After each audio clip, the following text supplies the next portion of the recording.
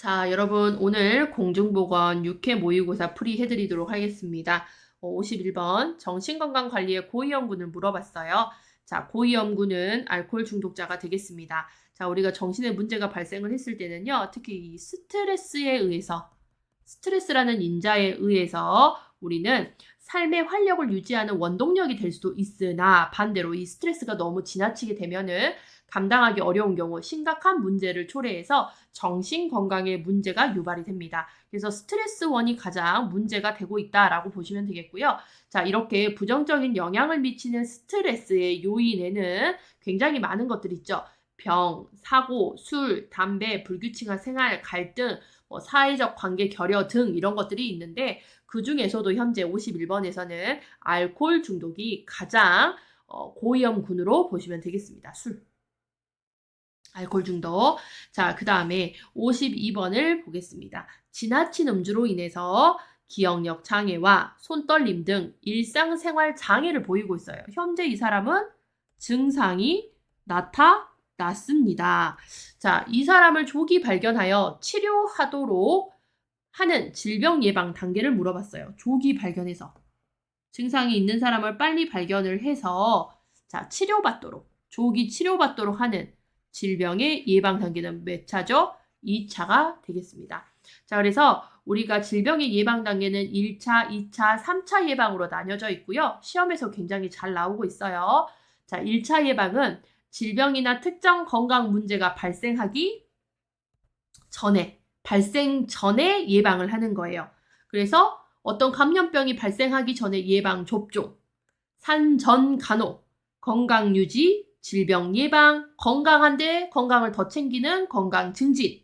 건강할 때 우리가 보건 교육을 받아서 생활의 변화, 그랬죠. 지식을 전달받아서 태도를 변화시키고 습관화하고 행동화해서 건강한 삶을 유지하게 하는 보건 교육, 환경위생 개선, 개인 청결 유지, 영양 관리 등은 1차 예방에 해당이 됩니다. 자, 그 다음에 2차 예방, 문제에서 나온 2차 예방은 자, 증상 발생을 했어요. 그런데 빨리 발견을 해서 이 사람들을 조기 치료하는 거예요. 질병의 초기에 질병을 조기 발견, 조기 치료, 조기 차단해서 질병이 더욱 심각해지지 않도록 해주는 게 2차 예방입니다. 그래서 초기 질병을 조기 발견하고 조기 치료하고 조기 차단하는 것. 자, 그래서 예시로는 건강검진을 통해서 조기 발견하고 조기 치료하면 병이 더욱 나빠지는 것을 막을 수가 있겠죠. 그 다음에 집단검진, 그래서 이런 검진들, 그 다음에 질병의 조기 발견 및 조기 치료. 그 다음에 3차 예방을 보시면 질병 발견과 치료 후 이미 질병은 발생을 했고요. 치료하고 남은 후 남는 신체적, 정신적 후유증을 최소화하는 것을 얘기를 해요. 그래서 재활치료, 물리치료, 사회복귀 훈련, 사회재활 이런 것들은 우리가 3차 예방으로 볼 수가 있습니다. 그래서 1차 예방은 질병이 발생하기 전, 2차 예방은 질병의 초기 단계, 3차 예방은 질병 발생 후 후유증을 최소화하기 위한 것이라고 보시면 되겠고요. 자, 그 다음에 53번 같은 맥락의 문제죠. 질병의 1차 예방을 고르세요 라고 되어 있어요. 자, 질병 1차 예방은 뭐예요? 답은 1번 예방 접종이죠. 감염병이 발생하기 전에 어떤 질병이 발생하기 전에 미리 차단을 할 수 있게 우리가 미리 예방을 할 수 있게 예방접종을 실시합니다. 자, 그 다음에 2번 조기 치료는 2차, 재활 3차, 흉부 엑스레이 검사 2차, 당뇨병 환자의 식이요법은 여러분 2차가 돼요. 자, 그래서 당뇨를 가지고 조금 설명을 드릴게요. 자, 우리가 당뇨 발생하기 전에 영양관리하죠, 운동하죠, 이런 것들을 통해서 우리가 당뇨가 발생하지 않게 만들 수가 있어요. 자, 그래서 영양관리는 당뇨가 발생하지 않게 하기 위한 영양관리는 1차 예방이 되는 거고요. 자, 당뇨가 발생을 했어요. 초기 당뇨가 진단이 됐어요. 자, 그러면서 이 당뇨가 더 나빠지지 않도록 이 당뇨 환자가 관리하는 거예요. 식이 같은 거 조절하고, 그쵸? 당뇨 발생한 후에 막 운동하고 이런 것들은 2차 예방이 됩니다. 그래서 당뇨 환자의 시기, 당뇨 환자의 운동 이런 것들은 2차가 되는 거예요. 이미 환자가 된 상태에서 어떤 것들을 관리하는 거. 자, 그다음에 3차 예방에서는요, 여러분. 당뇨 환자가 문제점이 뭐냐? 우리 합병증이 발생을 할 수 있잖아요. 그래서 이 당뇨 환자가 합병증 예방을 위해서 어떤 것들을 한다. 혈당 관리를 한다. 뭐 운동을 한다. 합병증 예방을 위해서라고 하면은 요거는 3차 예방이 된다. 이렇게 좀 구분을 하고 계셔야 됩니다. 자, 그다음에 54번 문제를 보겠습니다. 가정 방문을 하려고 한다. 가장 먼저 방문해야 할 대상자를 물어봤어요. 자, 그래서 우리 가정 방문을 할 때는요. 비전염 대상자를 우선적으로 방문을 합니다. 왜냐? 전염을 고려한, 전염 전파를 고려한 가정 방문이 우선순위가 돼야 돼요. 그래서 여러 가정을 방문을 하는데 가정 방문 조무사라든지 간호사가 감염을 전파하면서 돌아다니면 안 되잖아요. 그렇기 때문에 비전염성 대상을 우선으로 방문을 합니다. 그래서 비전염성 대상은 신생아, 미숙아. 그래서 신생아와 미숙아를 가장 먼저 방문을 하고요. 그 다음 임산부예요. 임산부는 뱃속에 태아가 있기 때문에 이 태아를 위해서도 좀 우리가 먼저 좀 방문하는 대상자가 됩니다. 신생아, 미숙아, 임산부. 그 다음에 학년 전, 학동기 요렇게 방문을 하고 그래서 뭐 학년 전과 학동기를 물어보는 것들은 거의 잘 나오진 않고요. 요 앞쪽을 물어보는 게 많이 나오죠. 그 다음에 이제 감염병이 있죠. 성병과 전파가 되는 감염병이 있는데 성병과 결핵 중에 성병을 더 먼저 방문하는 이유는 결핵에 비해 전파력이 낮아요. 결핵이 훨씬 전파력이 높아요.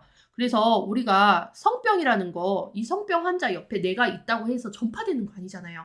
성병은 그야말로 성관계라든지 혈액에 의해서 전파가 되는 것이기 때문에 옆에 있다고 해서 우리가 이게 걸리는 게 아니지만 결핵은 공기를 매개로 한 비말 감염이잖아요. 그렇기 때문에 우리가 결핵 환자 옆에 있으면 이 공기 매개를 통한 비말 감염, 비말 전파로 걸릴 수가 있어요.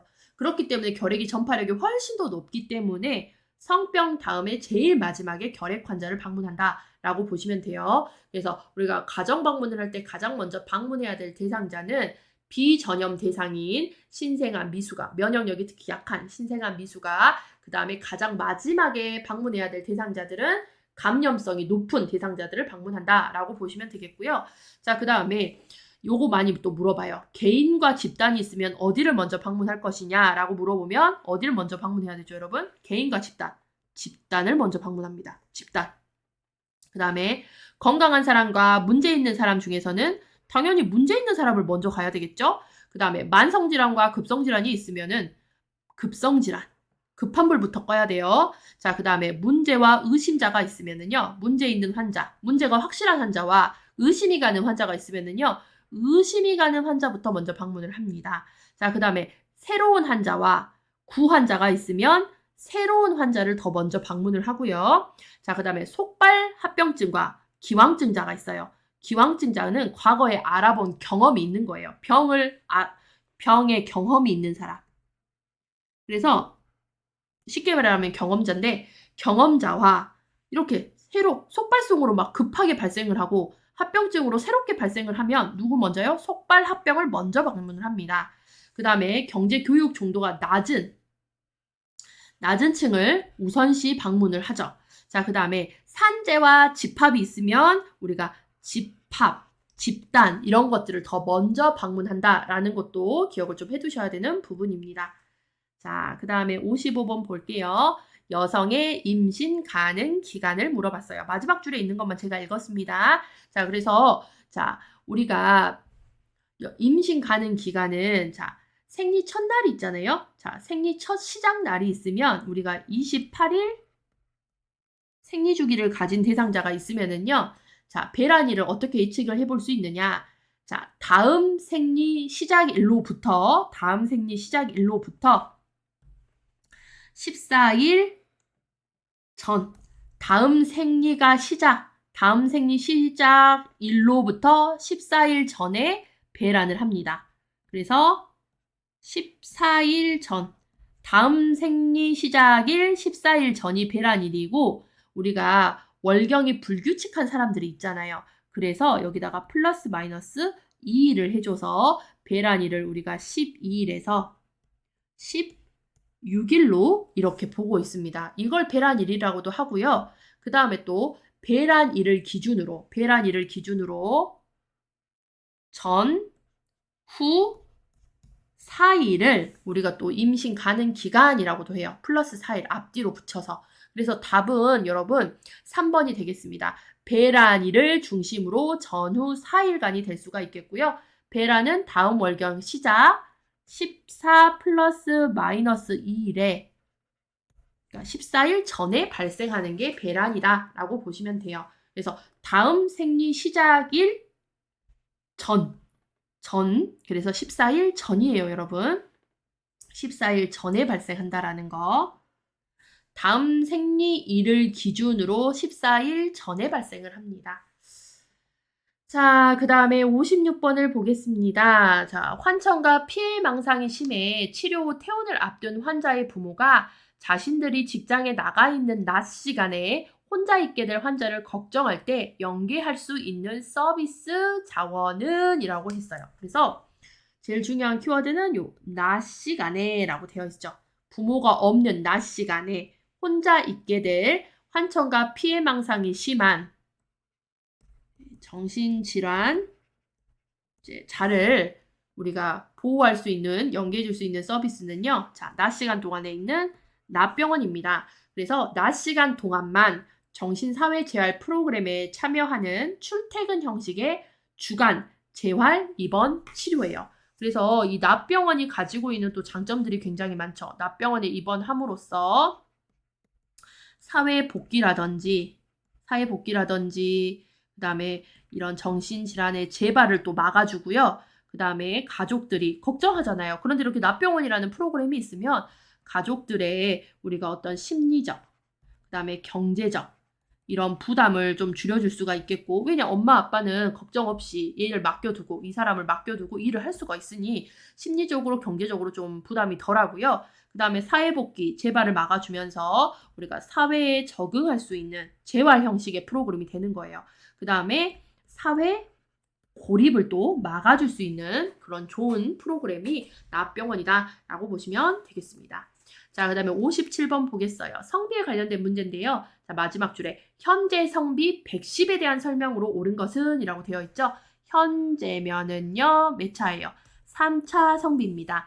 자, 3차 성비 110이라는 거는 현재 여성 몇 명당? 여성은 항상 고정이에요, 여러분. 여성은 항상 100으로 고정입니다. 여성 100명 대 남성 110이다. 그래서 이 110은 남성에 대한 얘기를 해요. 여성은 항상 뭘로 고정되어 있다? 100으로 고정되어 있다. 자, 그래서 성비라고 하는 거는요. 여자 100명에 대한 남자 인구. 그래서 여자 대 남자를 물어보는데 여자의 값이 100으로 고정이 되어 있다는 거예요. 그래서 몇 대 몇이라고 물어보는 거죠. 100대 몇 누구? 남자. 그래서 여자는 항상 100명으로 고정. 여자가 짱이다 라고 생각하시면 돼요. 자, 그래서 이제 이거를 1차, 2차, 3차 성비로 나누는데요. 1차는 엄마 뱃속에 있을 때 태아 또는 태내 성비. 엄마 뱃속에서 나와요. 그거를 이제 2차 출생 시 성비라고 하는데 출생 시 성비, 2차 성비가 중요해요. 왜냐? 장래 인구를 추정하는 데 좋은 자료가 되기 때문에. 자, 그 다음에 출생해서 현재를 살고 있는 사람들을 3차 성비라고 합니다. 현재 여자 인구 100명에 대한 남자의 수 이렇게 볼 수가 있어요. 자, 그래서 성비의 공식은 이렇게 되는 거죠. 자, 이 공식 읽는 방법도 제가 알려드렸어요. 자, 분모부터 읽죠. 여자 100명당 여자는 100으로 항상 고정돼 있어요. 여자 100명당 남자의 수는 어떻게 됩니까? 라고 물어보는 게 뭐다? 성비다. 이 성비는 1차, 2차, 3차로 나눠져 있고 1차는 태아, 2차는 출생, 3차는 현재 성비다. 근데 이 중에서 제일 중요한 게 2차 성비, 장래 인구를 추정하는 데 좋은 자료가 되더라 라고 보시면 되겠습니다. 자, 그 다음에 58번을 보겠습니다. 모기가 매개하는 기생충을 물어봤어요. 자, 우리가 모기가 매개하는 감염병이 굉장히 많은데 그 중에서도 기생충을 물어봤거든요. 자, 그거는 여러분 사상충이에요. 여러분 이 사상충 어디서 많이 들어보시냐면 집에서 강아지나 고양이 키우시는 분들 얘네들 신장 사상충 걸리지 않게 뭐 예방 뭐 약도 먹이고 예방 접종 이런 것도 하나요? 아무튼 그런 거 하잖아요. 신장 사상충 예방한다고 강아지나 고양이들 걔네들한테 걸릴 수 있는 게 이 사상충이에요. 그래서 사상충은 모기가 전파를 합니다. 그렇기 때문에 우리 집에서 강아지 키우시는 분들이라든지 그다음에 고양이 키우시는 분들이 여름철에 모기 조심해요. 모기. 강아지나 고양이가 모기에 물리게 되면 이 모기에 들어있는 사상충이 강아지나 고양이에게 가서 사상충이 옮을 수가 있는 거죠. 전파가 될 수 있는 거죠. 그래서 모기가 전파하는 대표적인 기생충이 사상충입니다. 좀 사람보다는 강아지나 고양이에게서 문제가 많이 발생을 하고 있고요. 자, 그래서 모기가 매개가 되는 우리가 감염병을 보시면 말라리아. 근데 말라리아도 여러분 기생충이거든요. 기생충이 전파하고요. 일본내염, 황열, 댕기열, 그 다음에 지카 바이러스. 뭐 사상충은 이것도 기생충이고 일본내염 바이러스, 황열 바이러스, 댕기열 바이러스, 지카 바이러스도 바이러스입니다. 그래서 이렇게 바이러스, 기생충 얘네들이 이제 전파하는 것들이 조금 다른데 아무튼 모기가 매개가 돼서 전파하는 거는 말라리아, 일본내염, 황열, 댕기열, 사상충, 지카 바이러스 이렇게 있고요. 이 내용은 지금 공중보건 111페이지에도 있는 내용이지만 이 내용이 그대로 보건과도 148페이지에 나와 있어요, 여러분. 참고해서 보시면 돼요.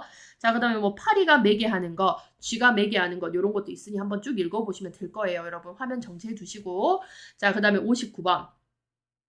자, 감염병 환자가 발생을 했어요. 그럼 우리는 우선 어떻게 해야 될까요? 코로나 발생 때 어떻겠죠? 코로나 환자가 딱 발생했어요. 그럼 그 사람 어떻게 돼요? 격리했어요. 우선 격리, 접촉자 격리. 자, 그래서 답은 1번이 되겠습니다. 접촉자 격리. 자, 감염병 환자 발생 시 우선 감염병이 유행하고 있는 지역에 노출된 자나 접촉했다고 의심이 가는 사람을 감염되지 않았다는 것이 확인될 때까지 격리하여서 다른 지역에 질병이 이동하는 것을 막아야 한다라고 되어 있어요. 그래서 우리가 감염병이 발생하려면요. 우선 격리입니다. 격리. 그래서 답은 1번이 되겠습니다. 자, 그 다음에 60번에 보시면 민물고기의 생식 여부와 대변 검사에 의한 충난 검출로 기생충 감염을 진단하는 기생충 질환을 물어봤어요. 자, 여기서 제일 중요한 키워드는 뭐예요? 민물고기에 의해서 민물고기를 생으로 먹어서 발생하는 기생충 질환 하면은요. 저랑 수업하시는 분들은 간, 우, 붕으로 기억하실 거예요. 간디스토마, 간흡충증, 간이 답이죠. 뭐 폐랑 간이랑 헷갈릴 수 있기 때문에 저랑 수업하시는 분들은 간, 우붕, 폐, 다, 개로 기억하셨어요. 폐다개. 자, 그래서 여러분 민물고기가 담수어고요. 민물고기의 대표가 누구냐면 붕어거든요. 그래서 이런 붕어를 익혀 먹지 않고 막 회를 떠먹고 생으로 먹는 거예요. 불충분하게 조리해서 먹었을 경우 여기에 살고 있던 이 붕어에게 살고 있던 게 누구한테 넘어오는 거예요? 이걸 생식한 사람한테 넘어와서 간흡충증, 간디스토마가 발생을 한다. 그래서 저희는 간우붕으로 기억했어요. 붕어. 이 붕자가 담수어 민물고기 붕어란 뜻이에요. 자, 그래서 우리나라 5대강 유역에 분포를 하죠. 대표적으로 뭐 한강이라든지 낙동강이라든지 섬진강이라든지 뭐 5대강 유역에서 발생을 하고요. 그 지역에 거주하는 주민이 민물고기, 담수어, 대표적으로 뭐예요? 붕어. 자, 이런 것들을 생으로 불충분하게 조리해서 생식하는 경우 발생을 합니다. 그래서 얘네들이 전파할 때 옮겨다니는 숙주가 있어요. 1숙주, 2숙주 이거를 정말 잘 물어보거든요. 자, 먼저 1숙주, 쇠우렁이. 그 다음에 우렁이를 잡아먹는 민물고기, 담수어, 붕어, 간우붕, 민물고기, 담수어, 붕어, 얘가 이 중간 숙주. 얘를 생으로 잡아먹은 누구? 사람이 최종의 숙주가 되는 거예요. 그래서 1숙주는 무엇이냐, 뭐 2숙주는 무엇이냐 이런 식으로도 많이 물어보고요. 이렇게 지문의 키워드로도 들어갑니다. 그래서 간우붕, 간디스토마를 일으키는 거는 우렁이, 그 다음에 붕어는 민물고기, 담수어 이렇게 기억을 하시면 되겠고 그 다음에 간디스토마랑 페디스토마 헷갈릴 수가 있기 때문에 폐다개 이렇게 기억하시면 돼요. 폐흡충증, 폐디스토마를 일으키는 거는 다슬기, 1숙주, 그 다음에 참개, 다슬기, 참개, 참가재가 다슬기를 잡아먹어요. 그래서 다슬기, 참개, 참가재 얘네들을 최종적으로 먹는 누가? 사람이 폐흡충증, 페디스토마가 걸립니다. 그래서 우리가 중요하게 기억하셔야 될 키워드 간우붕, 폐다계 이렇게 기억을 하시면 되겠어요. 자, 그 다음에 61번 문제를 보겠습니다. 학생들 수업할 때 제일 싫어하는 거고요. 문제 나와도 이게 막 섞여가지고 헷갈리는 경우가 많은 문제예요. 자, 항체 주사. 자, 여기 책에 뭐라고 되어 있냐면 항체를 사람이나 동물에게 얻어서 주사하며 라고 되어 있어요. 줄이면 항체 주사예요. 항체 주사를 맞고 생긴 면역은 무엇입니까? 결론은 이거거든요. 항체 주사를 맞고 생긴 면역이라고 하면은요. 항체가 딱 등장을 하잖아요. 그러면 여러분 항체가 뜨면 수동 면역이고요. 주사는 인공이에요. 그래서 인공 수동 면역. 이 수동은 피동이라고도 하거든요. 그래서 인공 수동 면역, 인공 피동. 우리 지금 책은 인공 피동이로 돼 있죠. 답이. 인공 피동 면역, 수동 면역이에요. 그래서 막 이걸 달달달 외우기보다는 얘네들도 키워드로 기억을 하셔야 되는 부분인데요. 자, 우리가 면역의 종류는 선천적, 자연적으로 내가 받은 면역과 그 다음에 살아가면서 얻는 면역, 후천 면역이 있어요. 그래서 시험은 후천 면역에서 주로 출제를 하는데 이 후천 면역은 능동 면역과 수동 면역으로 나뉩니다. 능동은 내가 노력해서 얻는 면역이고요. 내가 노력해서 얻는 면역이고 수동 면역은 내가 노력하지 않아도 얻을 수 있는 면역을 수동 면역이라고 이야기를 해요. 자, 그래서 얘네의 차이는 뭐냐? 능동은요, 노력을 해야 돼요. 내 몸에 원인 물질, 나를 힘들게 하는 원인들이 들어오면 내가 이 원인들을 해결하기 위해서 내 몸이 노력을 해서 싸워요. 그러면서 이 항원을 이길 수 있는 항체를 형성을 합니다. 항원을 이길 수 있는 힘이 항체예요. 노력을 해야 돼요. 그래야 나는 항체를 얻을 수 있고요. 수동 면역은요. 이 피동이 받을 피자예요. 피동 면역은 내가 노력하지 않아도 내 몸에서 싸울 수 있는 힘이 그냥 자연적으로 들어오는 걸 수동 피동 면역이라고 해요. 이해하셨죠? 자, 그래서 능동 면역은 또 자연과 인공으로 나뉘어요. 수동도 마찬가지고요. 자, 그러면 싸워서 이겨야 되는 능동 면역에서 자연 능동 면역은 뭐냐?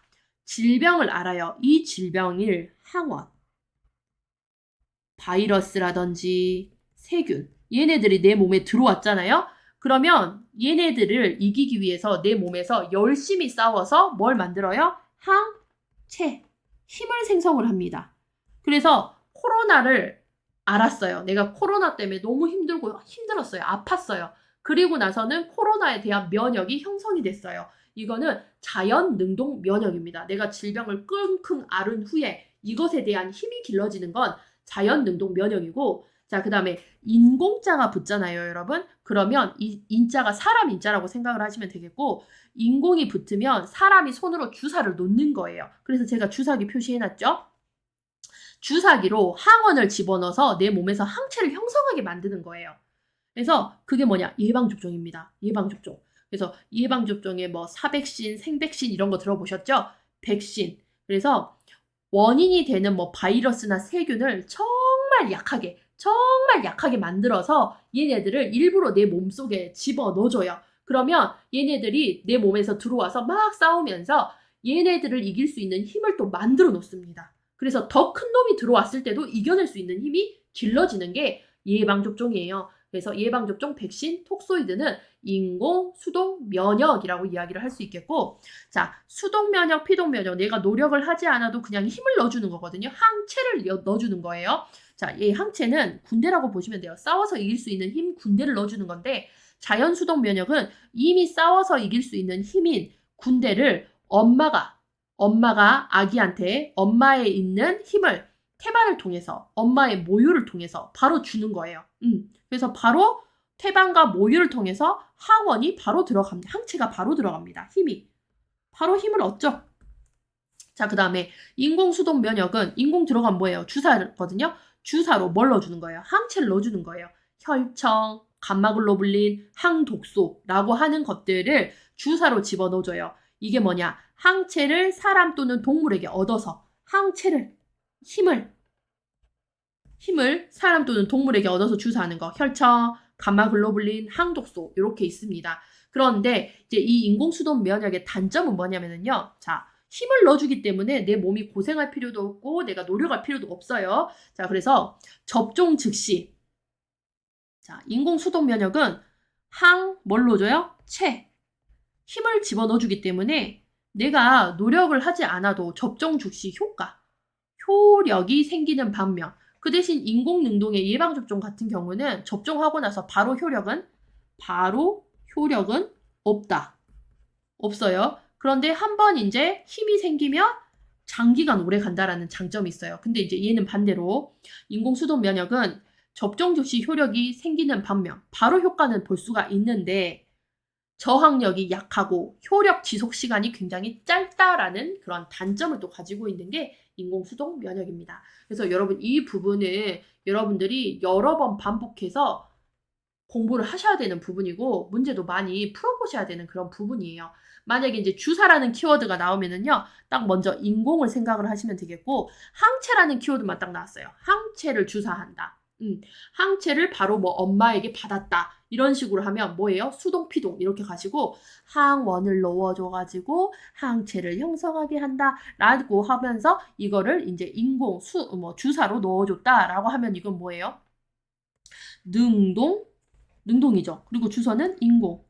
그래서 인공, 능동 면역 이런 식으로 맞춰가지고 할 수 있게 여러분들이 이걸 여러 번 반복을 좀 해보셔야 되는 부분입니다. 많이 어렵지는 않아요. 막 내용들이 비슷비슷한 내용으로 나와서 그렇지 많이 어려운 내용은 아니에요. 여러분 솔직히 여러 번 반복하시면 할 수 있어요. 여러분 포기하지 마시고. 자, 그 다음에 62번 보겠습니다. 자, 만성질환의 특성을 물어봤어요. 자, 답은 대부분의 만성질환은 여러 개의 위험 요인이 있다. 그쵸? 만성질환은 딱 무엇 때문에 발생했다라고 할 수 없어요. 고혈압 뭐 때문에 발생했어요? 라고 하면 이것 때문입니다. 바로 얘기를 할 수 없어요. 이것도 있을 거고 저것도 있을 거고 이런 요인도 있을 거예요. 라고 얘기를 하죠. 당뇨도 마찬가지잖아요. 뭐 스트레스 많이 받으셨어요. 아니면 뭐 가족력이 있으십니까? 뭐 이런 것들 췌장이 안 좋으세요? 뭐 다양한 원인에 의해서 발생을 합니다. 그래서 여러 개의 위험 요인이 있다. 자, 그 다음에 1번에 보시면 생활 습관과 연관이 없다라고 되어 있는데요. 만성질환은 자, 생활 습관과 관련이 굉장히 깊습니다. 특히 뭐 식습관, 운동, 스트레스 뭐 등등등 생활 습관과 굉장히 큰 영향이 있고요. 자, 2번 유병률이 발생률보다 상대적으로 더 낮다라고 되어 있는데 상대적으로 유병률이 훨씬 더 높습니다. 자, 그래서 연령 증가에 따라 유병률과 발생률은 둘 다 증가하지만 유병률과 발생률을 비교를 했을 때 이 유병률이 훨씬 더 높다라는 걸 볼 수 있어요. 유병이 훨씬 더 높아요.